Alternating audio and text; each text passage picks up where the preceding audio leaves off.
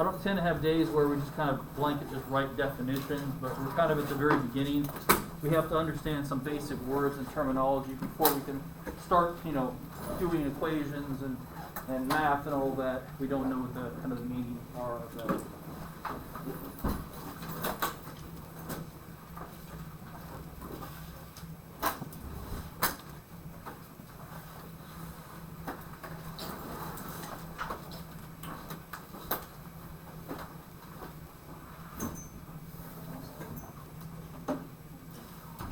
I went golfing. I was joking, people weren't here. I got my nice golf tan, golf burn here. So I was wearing the glove the whole day. It's still not as bad as the burn I got from middle school state 2 years ago for middle school track and field state. Didn't put any suntan lotion on, and my legs were just red. I mean, like the color, the red in the flag, red. And I still have I still have the tan lines. Partly because they were on my feet, or they were on where my socks were, and obviously I don't go out tanning my feet every day. So anyway, I can look back and remember the fondness of winning state. So whenever I see my tan lines. When I played football, I had all types of tan lines. I had tan lines from short socks. I had tan lines from like medium socks. I had tan lines from where the pads were. So like 3 different shades of my leg. Here's some of those. Okay, so language of physics. I have something written up here that don't need to be up there quite yet. So language of physics, there's words that we use in physics that the common everyday meaning may be a little bit different, or it may say, hey, distance, displacement, it's the same thing. It doesn't really matter how we say it. So the first kind of, if we had to kind of group a lot of measurements into 2 big groups. One would be scalar quantities, and the other would be a vector quantity. So we've got a scalar here, we've got our vector there. The scalar quantity is, as it says here, is a quantity that is fully described by magnitude alone. So when we mean magnitude, we mean number, how much it is. As opposed to a vector, where it says a quantity is fully described by both magnitude and direction.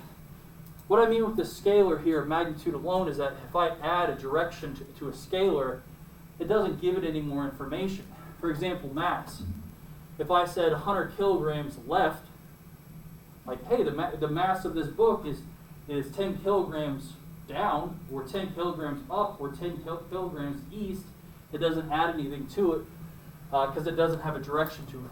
Volume, okay, I have a 2-liter bottle of pop here, okay, maybe throw out. But just by saying, okay, at 65 degrees north of east, it doesn't add anything to it, same as density. All these things don't have a direction. Speed, how fast you're going, okay, your speedometer in your car, your speedometer, it doesn't tell you which way you're going, it just tells you how fast you're going. And the last one is time. Time doesn't have a direction. I mean, the hands may point a certain direction, but it's not like, can you imagine how complicated your life would be, how complicated just everyday life would be if every direction had a different time? I mean, even simplify it to 3 dimensions, where if you're in this dimension, you have one watch. If you're in forward or backward dimension, you have another watch. And then if you're going up and down stairs, that would be complicated because you're going downstairs. Not only are you going down, but you're also doing what? You're going forward. So you'd be like, what time is it here? Figuring out. Thankfully, time doesn't have a direction, and that's really kind of almost a cheat code in terms of how we do some of our problems. We have objects that, for example, if I throw something, it goes up and then it comes down. Not only is it moving side to side, but it's going up and down. And believe it or not, the time that it takes for it to move to the right is the same amount of time it takes to go up and then down. So that's really awesome because we can go back and forth between horizontal and vertical because time doesn't have a direction and is the same in all directions. A vector quantity, here's ones we have a direction. So by adding a direction to it, it describes it more better. Yeah. One example is force. Another thing to add to this, we could also say weight. The force of gravity is known as weight. So when you step on a scale, it's measuring how much the earth is pulling you down. technically, scale is not telling you how much you're pulling down, it's telling you how much the floor is pushing up on you so you don't fall through the floor. But that's a little bit more complicated. But yeah, it tells you your weight. If there was no gravity, you would have no weight. But you still have mass. Velocity, we'll talk about in a second. It's how fast you're going and in which direction you're talking about. Acceleration as well. You be speeding up, slowing down. You can do all these different ways that has a direction. For example, gravity, acceleration of gravity, you write as g is negative 9.81. Typically, positive means up and to the right, and then negative means left and then down. So acceleration of gravity, when I say negative here, I don't mean less than 0. I probably mean which way for gravity. Down, okay? So we use that negative to indicate the direction. And then momentum is just mass times velocity, so it kind of makes sense that if you have velocity, you would have momentum. There's a lot more of it. Those are ones that we use in this. So, any questions on scalar or vector? So let's go over the different types in terms of like what we did in the lab. We had distance, or we had position, we have velocity, we have acceleration. So let's go over the difference between these. So,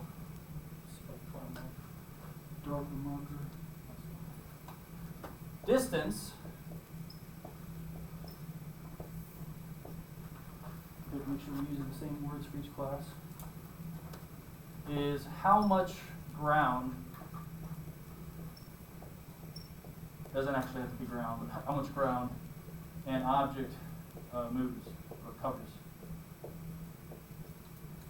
How much ground an object covers. So it's basically the ongoing tally of, hey, you start someplace, every single time that you take a step, that distance is increasing and increasing and increasing. Okay? If I walk away from where I started and I come back to where I started, it keeps adding on, adding on. So if I start at 0 and say 1, 2, 3, 4, when I walk back here, 5, 6, 7, 8, even though I'm back where I started, my total distance was 8 steps or 8 meters or something like that. It's always going to be something that's greater than 0. You can't have a negative distance, and as long as you move away, start moving, you'll never have a 0 distance. It's just ongoing. Okay? So what I like to think about, so if you're starting at some point and you're wandering and you're wandering, you may get closer and further away from where you started, but then if I end there, my distance is that whole entire distance measured there. As opposed to displacement, which is what we use.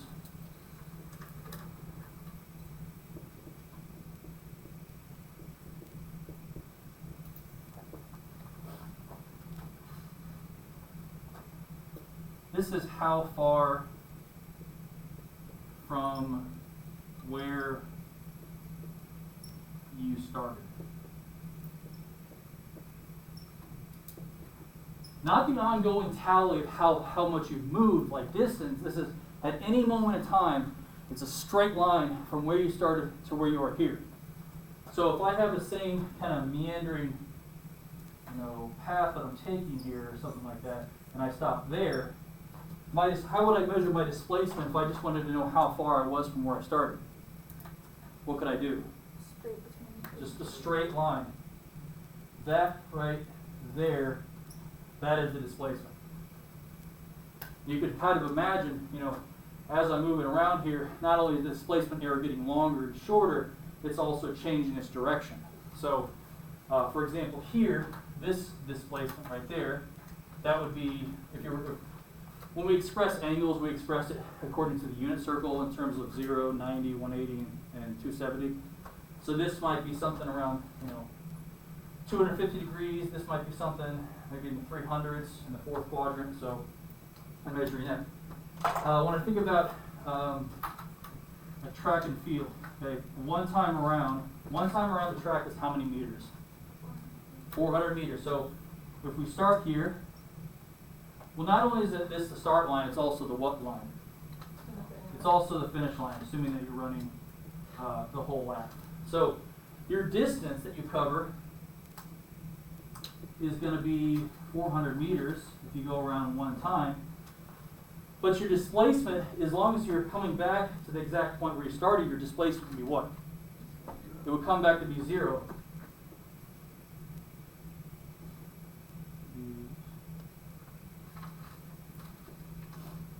And some people, I think, have a hard time, like, well, why would that be something that's important to be able to go back to 0? One of the reasons is, I said we have, if we can go back to 0, then we can bring in direction into something. So let's say I start here at the beginning, and I go in the positive direction, which is right. Again, this is not my right, it's your right, that makes sense. So right, and I go 1, 2, 3, 4. And then if I go back, I go 1, 2, 3, 4. And so I have positive 4 plus negative 4 equals 0. So that's how we can get something that we can have. The overall displacement is 0. Well, the distance would be positive 4 plus another positive 4, and that would be 8. There's a story that I read. It has had to be my first year teacher, and I read this, and I thought it was kind of interesting physics-wise. And it was about this, there you go, that's good in that picture right there. You come to learn about me that I'm an excellent artist. I can draw things very, very well. For example, right there. Horses are my specialty.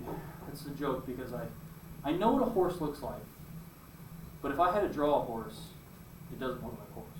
So, anyway. It was about this woman. So she was born in a small house in the, I think, 1830s, so one room kind of little shack house, or not a shack house, but a small house.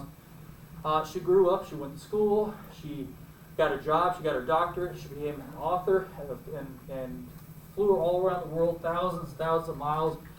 Then when she was about 70 or 80 years old, she was like, you know what, I kind of want to finally retire. And she said, I like that old house that I had. She found it, she bought it, or got it from within the family.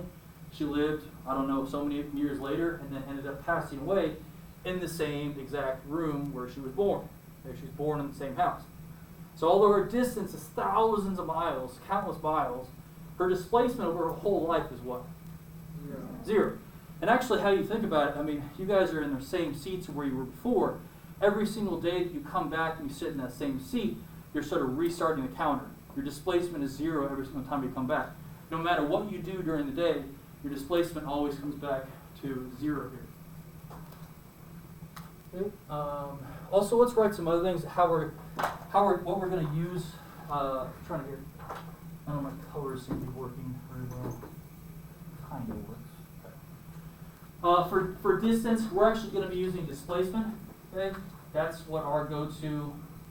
Instead of we're using the word distance and displacement, the units, or I guess first the variable for this.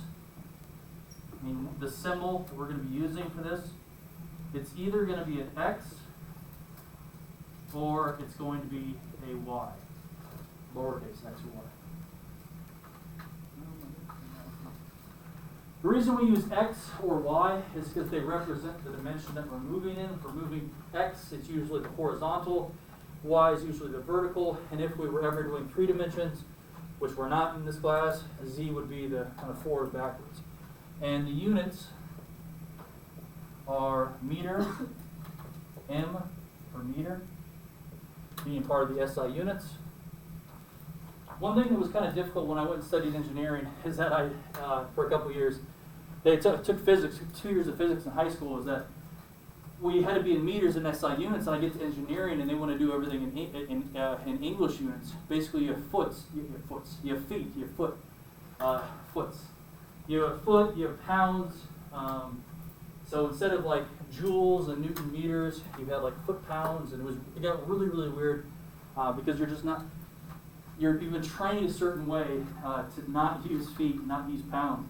But the engineering is like, oh, by the way, you have to use both of them and know how to go back and forth. So I thought that was a challenge that I didn't expect. The next thing we'll go over is the difference between speed and velocity.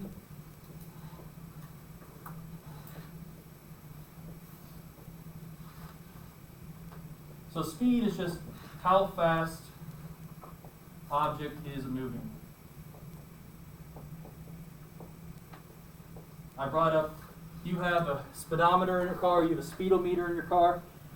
all it's doing is it's telling you how fast you're going, okay? And that's why it's called a speedometer.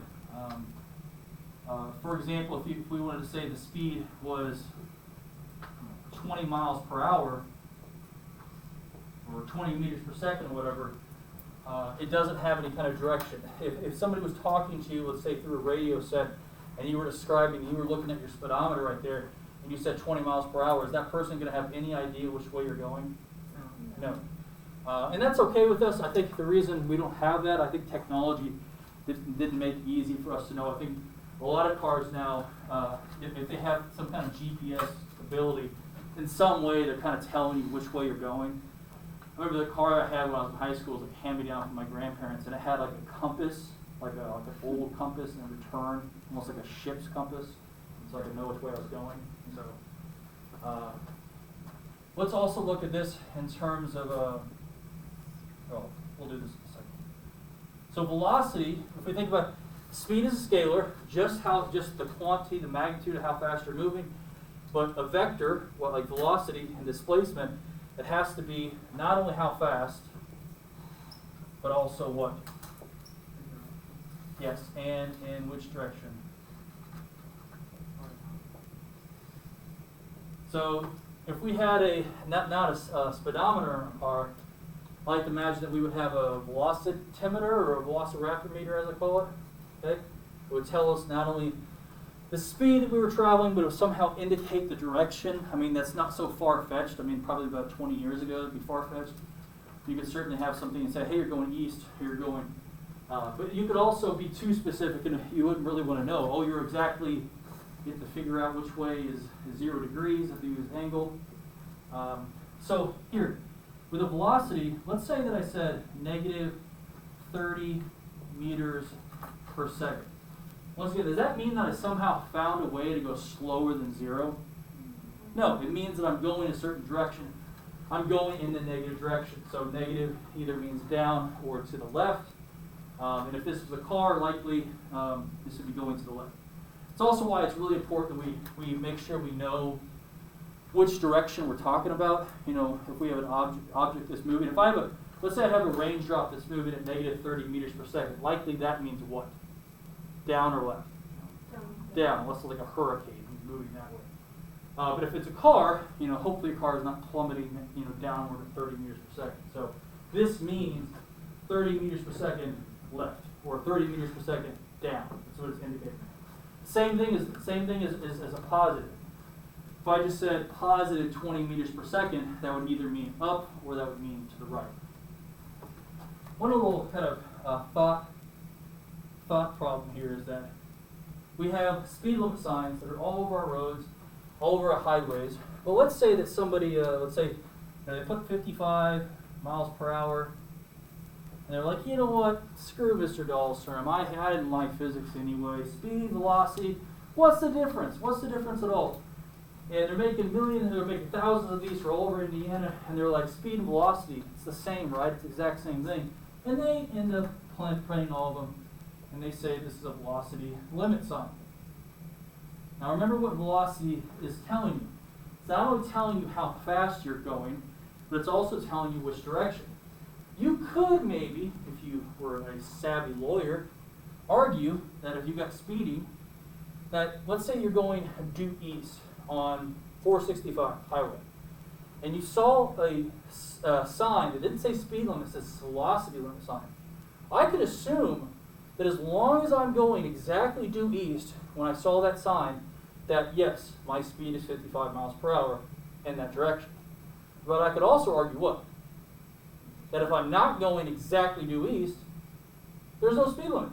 There's nothing telling me here. So obviously it would never hold up in court, but it's a little thought problem that if you saw that, if it indicated. Because if they did do that, they would either have to change every sign, or they would have to have a sign that says velocity limit in every direction.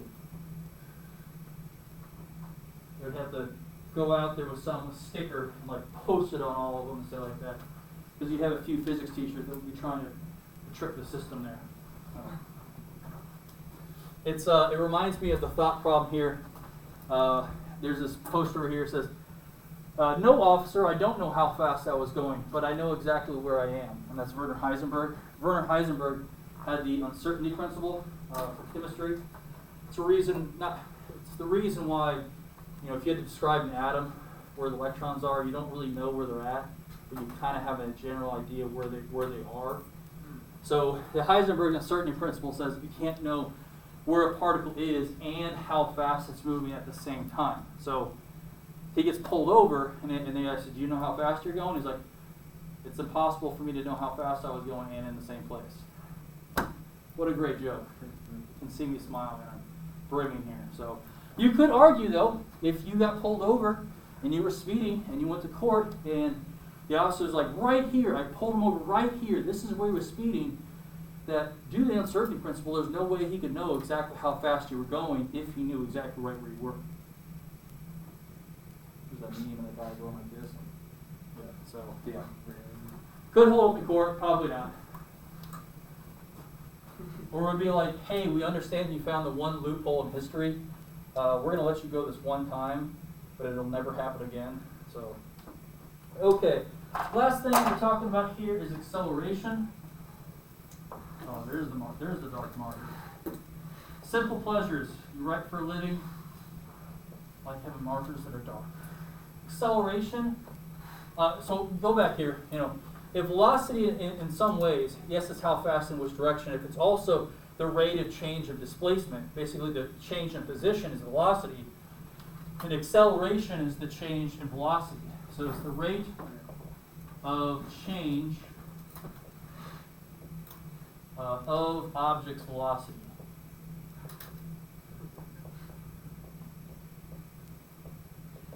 If the velocity was changing faster, velocity was changing at a greater rate, the acceleration would be greater. In our lab, we didn't have any acceleration; it was constant velocity. There was no rate of change of the object's velocity. That's why your line was right on that zero line. But if there was, we would have seen it. Now, there's three ways in which you can accelerate.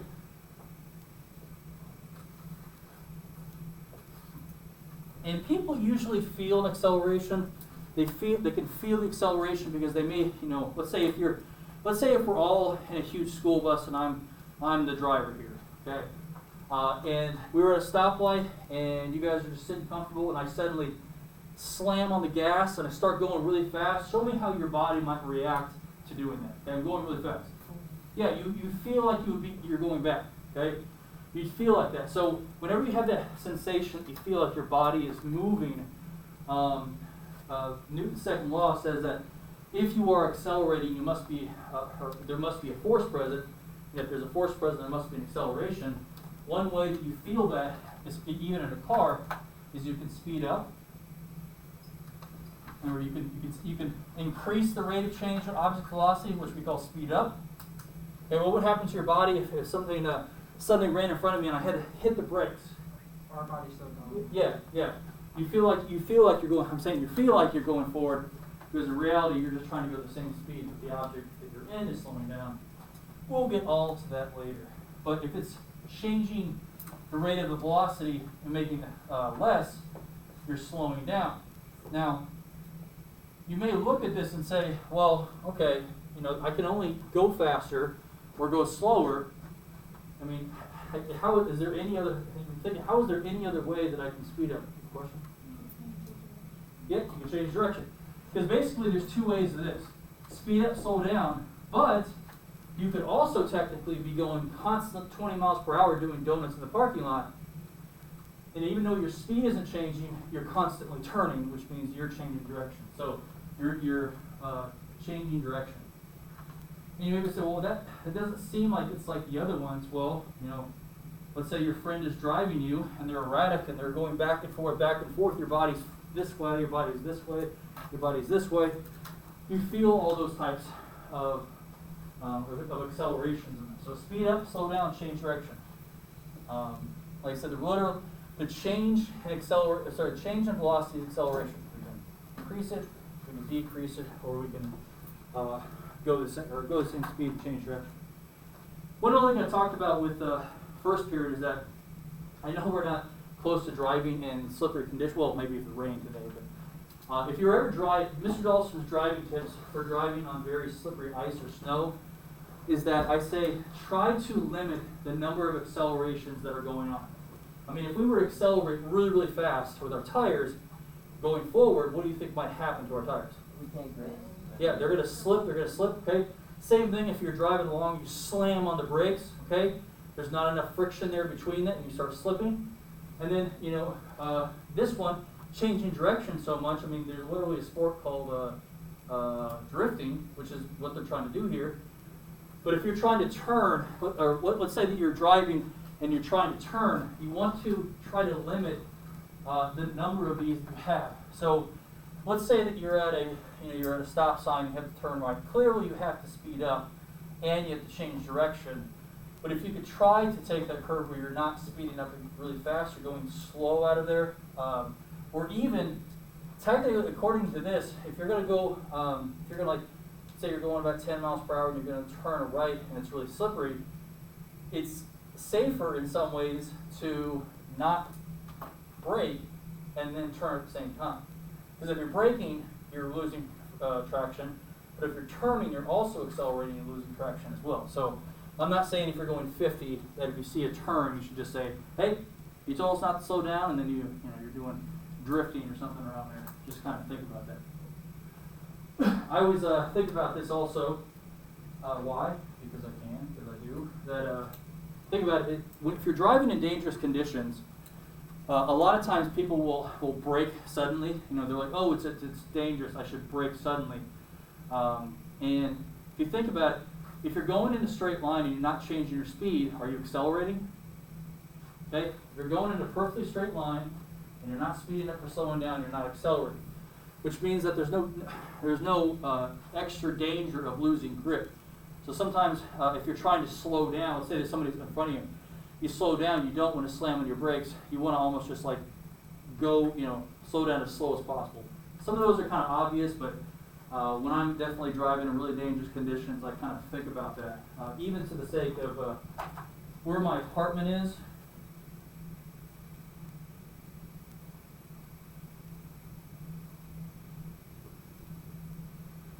So that's 56th Street, the top on the right. And I have to pull out of my apartment complex, and I have to cross traffic, and I have to turn that way. Now they're coming really pretty fast, and also it's kind of a dip down. So I need to get basically across those lanes in a matter of a couple seconds and turn at the same time. There's people coming fast this way, people coming fast this way. So it's almost the worst case condition. Not only do I have to speed up really fast, I have to turn. So I've learned over the years, because I have had a few kind of almost near accidents, because not only may have I lost grip here, but if I start to turn, what might happen with my back wheels? They're going to spin out. So not only am I in the middle of traffic, but I'm faced the wrong way. So what I've kind of learned in cases where you just, if you hey, turn right and then turn left, it's not really easy to do that. I've learned to kind of just go in a straight line here, just go real fast in a straight line there, slow down, and slow down so my car is here, and then start to do a severe kind of turn. So I speed up, and then I turn like that. Because I know if I try to do both of those, especially when it's slippery, that my car is just going to wipe out. So anyway, that's all I was going to say. So that's all we're doing for today. No homework, no notes. We're gonna work on some graphing things tomorrow. So finding the slopes, and then that's going to lead to hopefully an activity where we're going to do lab work. A game that is a lab that is game is lab.